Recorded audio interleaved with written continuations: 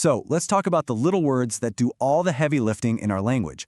I'm talking about linking words. They're basically the glue that holds our thoughts together, turning a bunch of separate sentences into one clear, powerful idea. Seriously, think about it for a second. When you're trying to explain something, or maybe tell a story, how do you actually link one idea to the next? The words you pick are everything.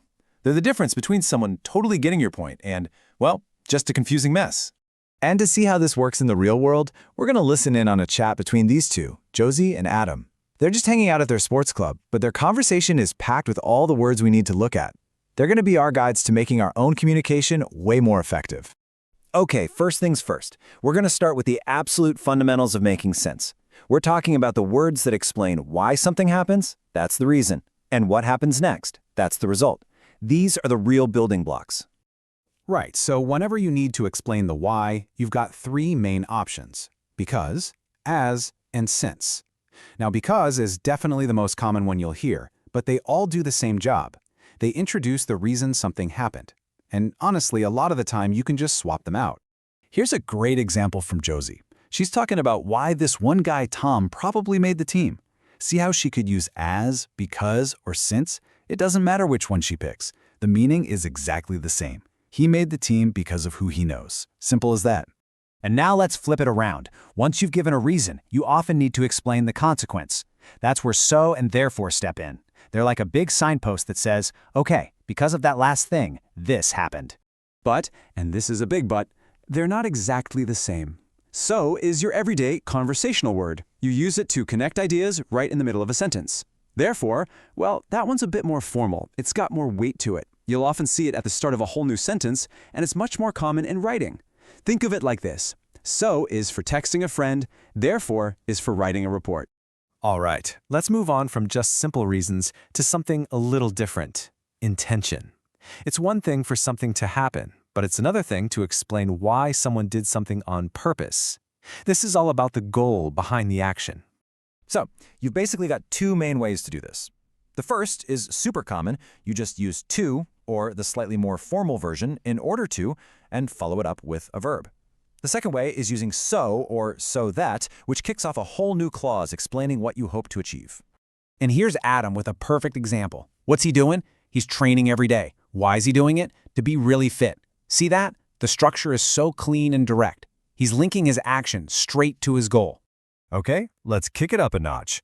Sometimes you don't just want to say why something happened. You want to add some drama. You want to show that the cause was so intense, the effect was pretty much inevitable.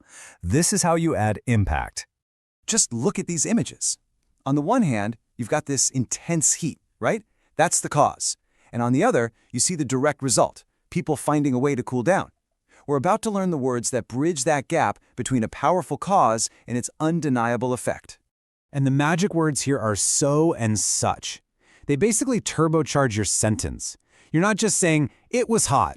You're saying, it was so hot that we couldn't stay outside. See how that emphasizes the cause to explain the effect? It's much more powerful. The rule for so is super straightforward. It just goes right before the adjective, adverb, or quantity word you want to amp up. You know, so tired, so quickly, or so many people. Easy. Now, such is a little different. It works with nouns. It's your go-to when you're talking about a thing, a whole noun phrase. So you'd say, such a good movie, or such a disaster. The main thing to remember is so goes with the describing word, but such goes with the noun itself.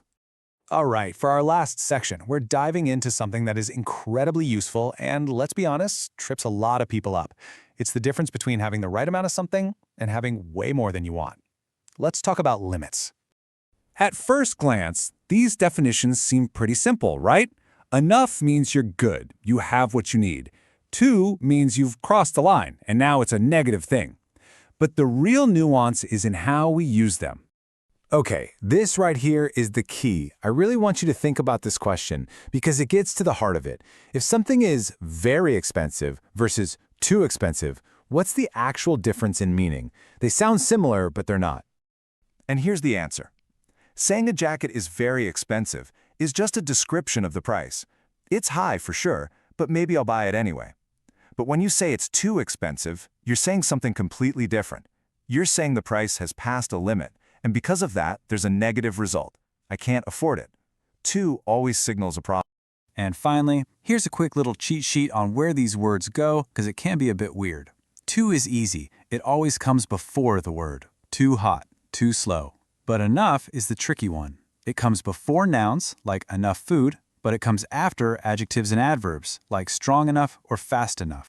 So, as we wrap things up here, the main thing I want you to take away is this. These aren't just boring grammar rules. They're tools. They are tools for being precise, for being logical, and for making a real impact. When you master them, people don't just hear your words, they actually understand what you mean. And that's our look at connecting your ideas. You've got the toolkit now for showing reason, result, purpose, and all those important limits. So the only question is, what idea are you going to connect next? Thanks for tuning in.